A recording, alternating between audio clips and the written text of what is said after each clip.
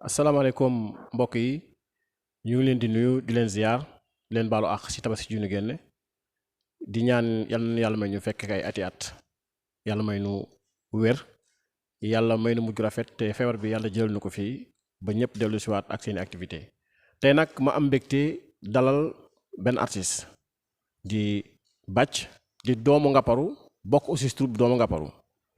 ma waroon fee dajeek Cheikh Diop bokk si troupe méngali xel yi bu Somone mais moom yàlla dafa def mu am benn empêchement moo tax ñëwul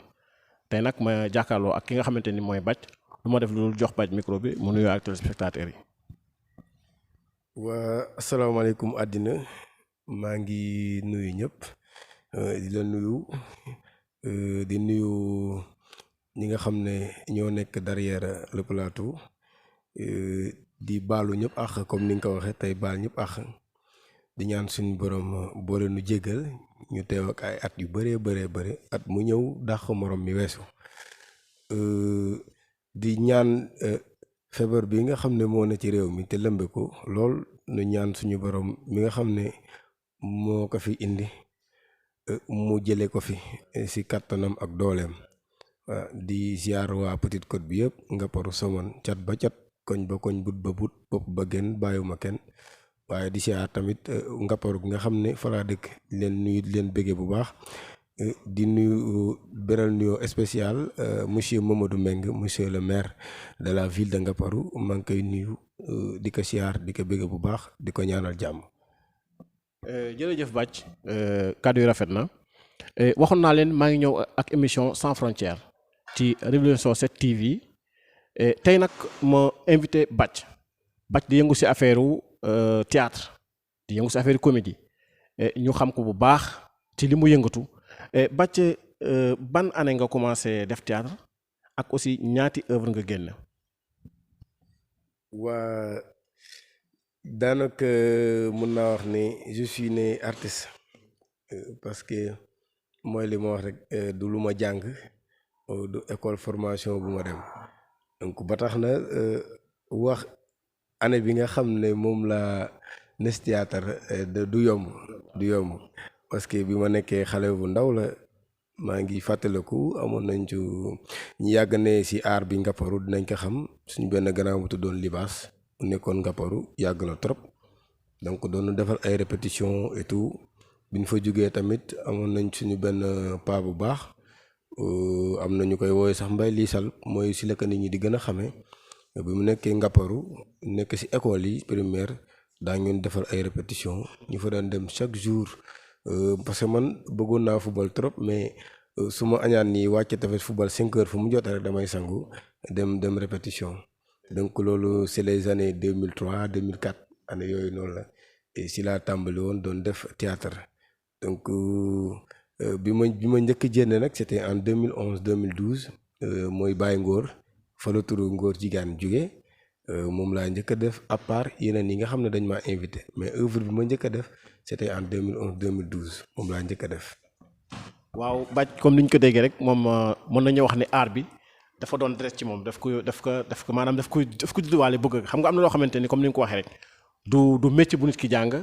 du diplôme yàlla moo koy mooñaale ak nit ki kon Bathie loolu la yàlla def ci moom. Bathie tey ñu xool artistes yi nekk fii ci Petite Côte bi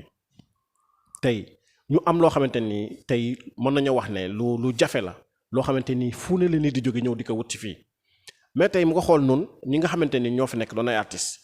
tey ban problème moo am wala yan difficulté la ñu am ba tax noonu vraiment bon dañu xaw a des ginnaaw laa ko mën a waxee maanaam dañu xaw a bàyyeeku xaw ma nag bàyyeeku bi ndax nun dañu amul tey comme par exemple ñu nga xamante ni ñoom ñoo ñu war a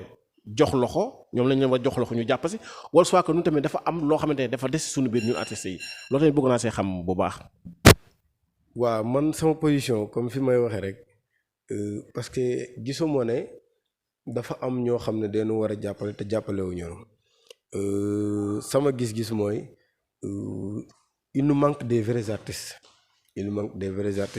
parce que supposons man su ma xoolee sama bopp man ni may dundee art bi ni ma koy dundee mu nekk ci man ma nangu di ci sonn di bind ay affaire di def ay jéego toujours pour di génne di satisfaire fi nga xam ne fi laa nekk donc dama gis ne bu fekkoon koñ bu nekk am na kenn koo xam ne mel na ñi man comme noonu supposons Ngaparou bu fekkee am na 10 quartier bu nekk am kenn koo xam ne mu ngi def loolu dinañ am ay benn groupe boo xam ne dinañ neex a dimbali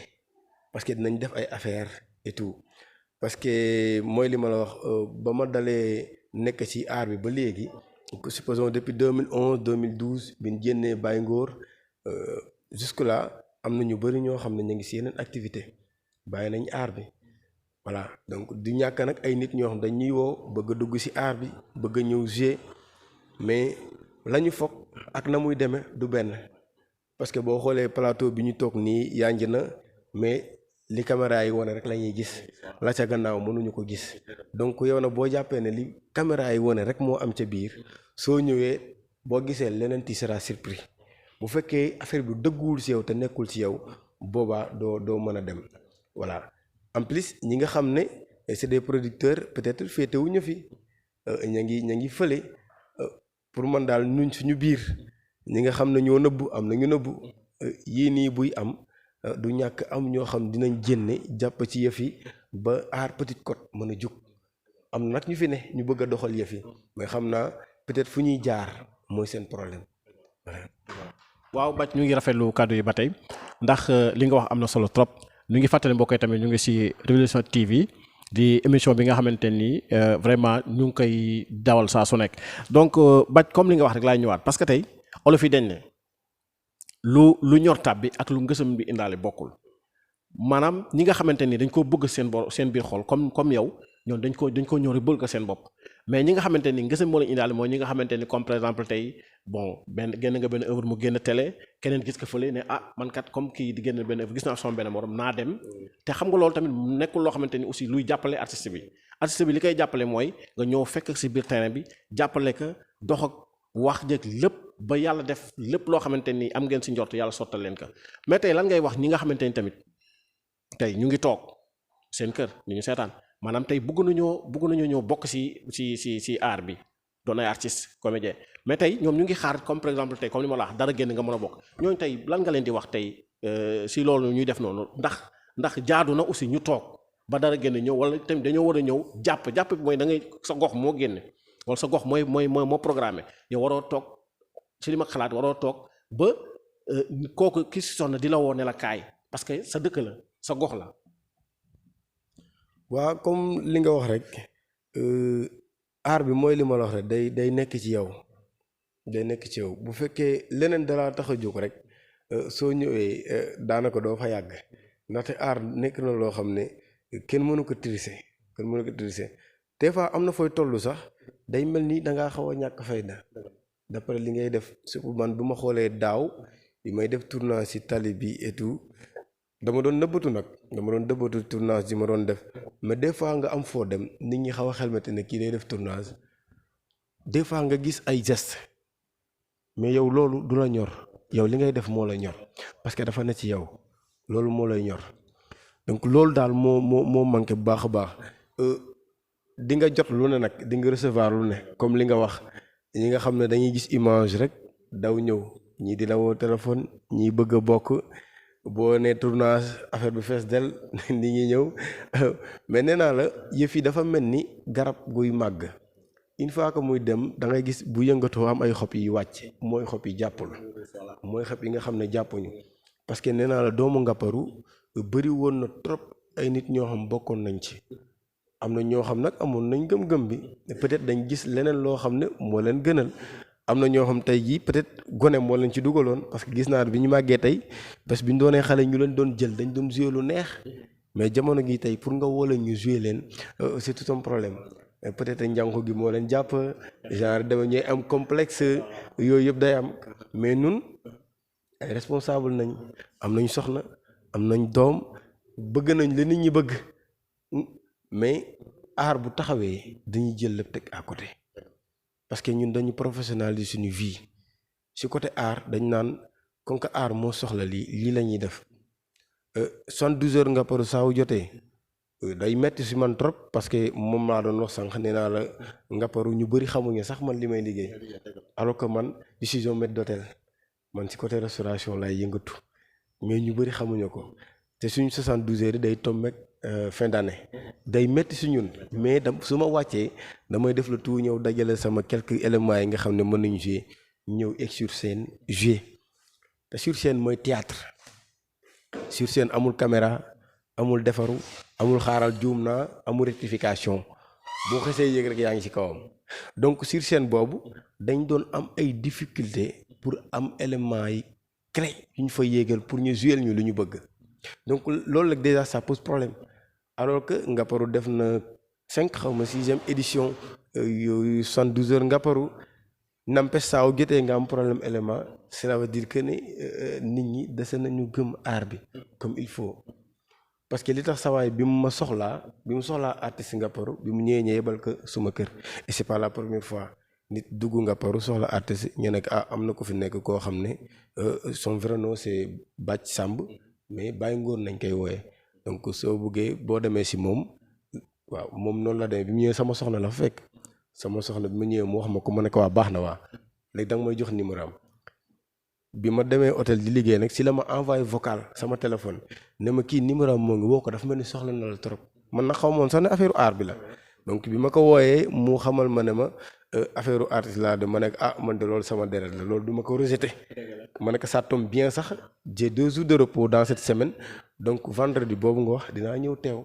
leeral li nga xam ne moom laa ci mën a leeral mais aussi fii nga xam ne fi lañ dëkk Petite Côte bi nit ñi nga xam ne ñoo fi ne aussi il faut qu'on le dise dañu am problème pour yëkkati seen star jëmale ko ci kaw il préfère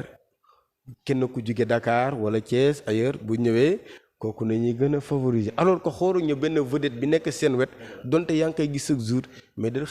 xool li ma lay apporter li muy jéem a def des trucs parce que Ngaparou souvent nit ñi dañ may romb Baye Ngor gis nañ la dégg de mais defal dara boo génne affaire yi genre demee noonu waaw bu ma defee génne yow da nga siy jàpp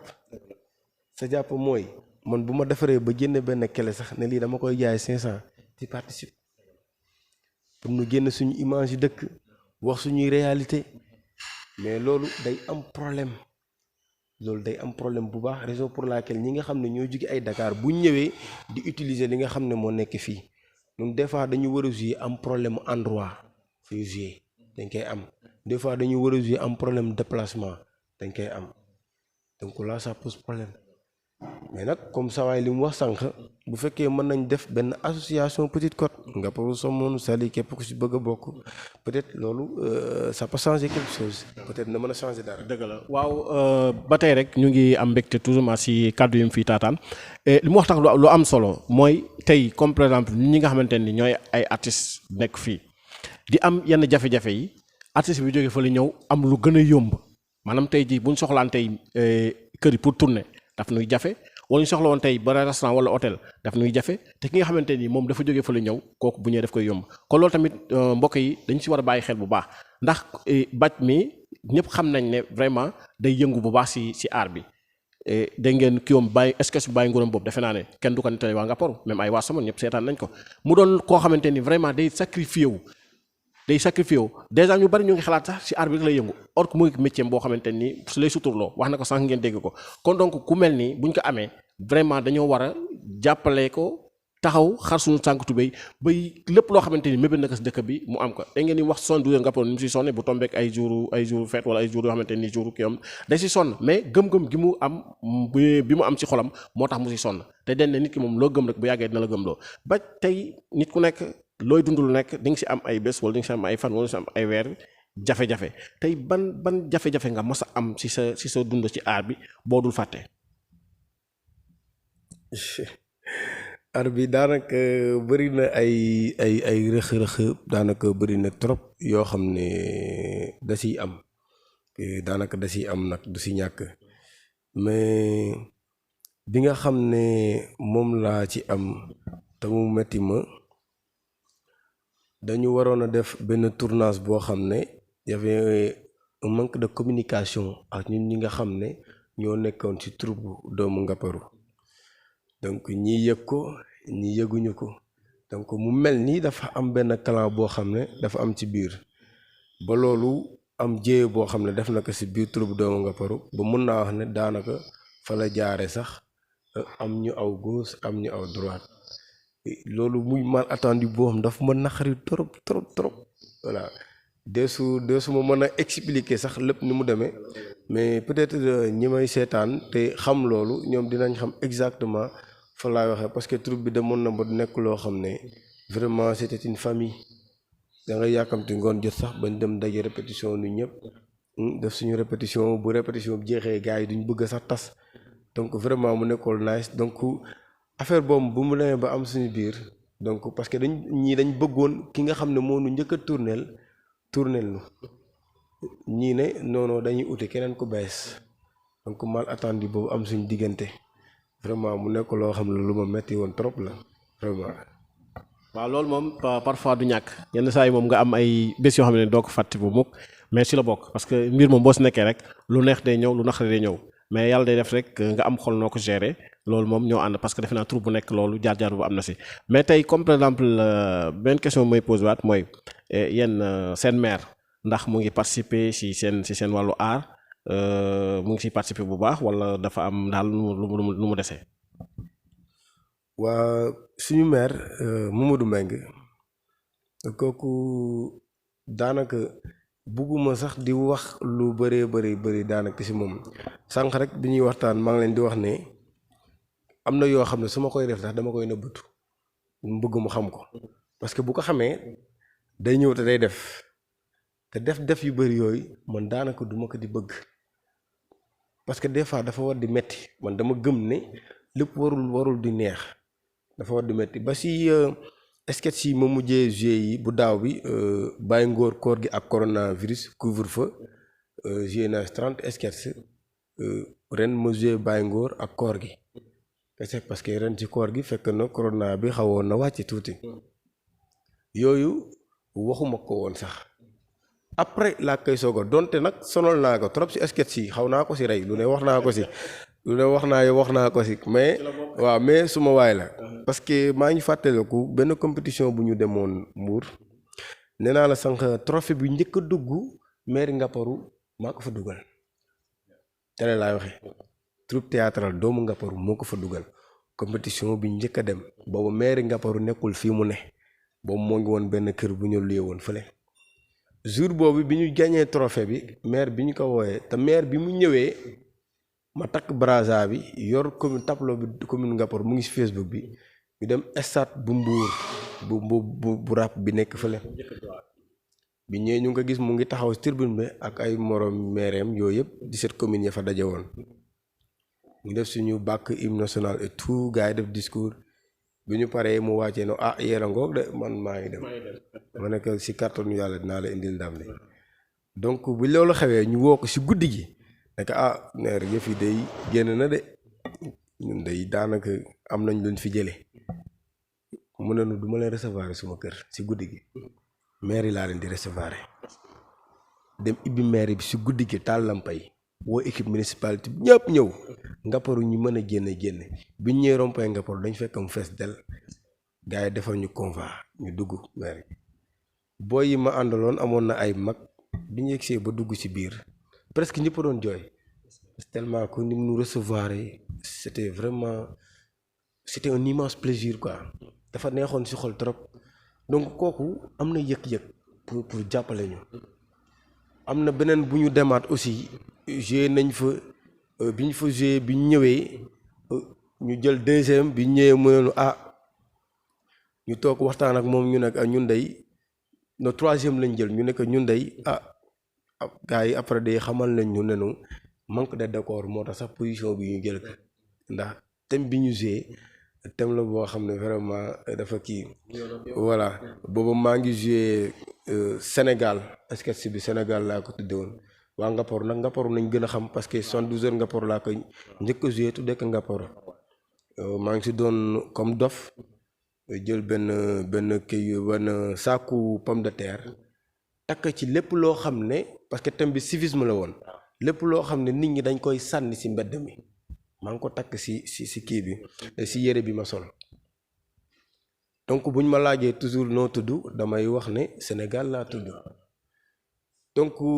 biñ demee ay élection am jeunes yi ñii di xeex ñii di xuloo ba ñaari jeune di xeex ba nar a jamante paaka si laa dugg atte leen mu surprise mbooloo mi ñene dof bii di tudde boppam Sénégal mooy atte ñi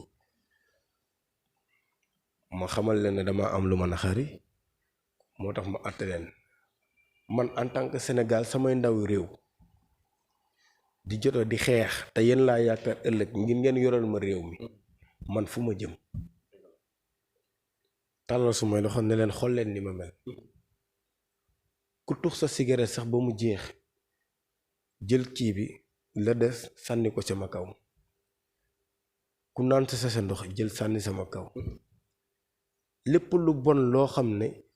nit war na ko jël defar ko ba mu rafet seet foo ko dugal mu dem muy wàllu mbalit danga koy jël sànni ko sama kaw muy mbedd mi man Sénégal xool leen ma ak suma yeneen mbokki réew yi ma ko bokkal ni ñu mel ak man ni ma mel te ni ma mel kenn teguma ko lu dul yéen est-ce que man nii laa war a mel dëkku Cheikh Ahmadou Bamba nii laa war a mel dëkku maam Alaaji Malick li mag ñu baax ñi fi nekk liñ fi liggéey liñ fi def est-ce que man je mérite d'être comme ça est-ce que mënuma mel neneen nu dul nii ku fóot sax ba pare tuur ci digg mbedd boo xee nga ne mbedd buur la kan mooy buur mais ñun ñooy buur ñoo moom mbedd mi nu ma war a mel c'est que amoon na sama benn collègue mu ngi yor drapeau Sénégal bu ñu ñëw grand bu rafet moom mu ngi nekk ci biir mbooloo mi ñiy seetaan fa la toog mel ni ku jéewul gars yi wëlbatu ko jox ko benn micro sans fil mu téye ko bi may laajte nu ma war a mel moom mooy génne ci mbooloo mi ne ma yow Sénégal tey laa lay wax ni nga war a mel fekk mu ngi yor grand bi def ko ci benn mbuus bi mu ñëwee ñu ëw ma mu solal ma grand bi nit ñi génn ma tàllal suma ñaari loxo jàkkaarloo juge mu ne ma yow Sénégal nii nga war a mel donc ak yeneen caxabal yoo xam mu ngi ci biir donc affaire bi keroog loolu tam bokk na sama carrière li ma gën a neex ndax bi ma pare ci obligé ci guddi gi laa ñibbi si waat nga poro parce que salle bañ daloon dafa fees del ak ay nit tuuti spectacle du tas keroog donc bokk na lu ma gën a neex jour boobu bi ñu ñëwee man rek maa nekkoon ki nga xam ne moo amoon décoration ci scène bi te mooy drapeau bi ñi nga xam ne ñoo doon joué ñëpp ku ci nekk sa yére bi nga sol nga doon joué donc c'était un manque de décor moo tax ñu jëloon position boobu biñ demee seeti maire wax ka vraiment mu jënd xaalis bëri ci sens yi ñun dem leen ngeen jënd loo leen soxla ci tenue ki def loolu kon bëgg na la jàppale. dëgg la waaw aussi ñuy kontaan rek ci vraiment kàddu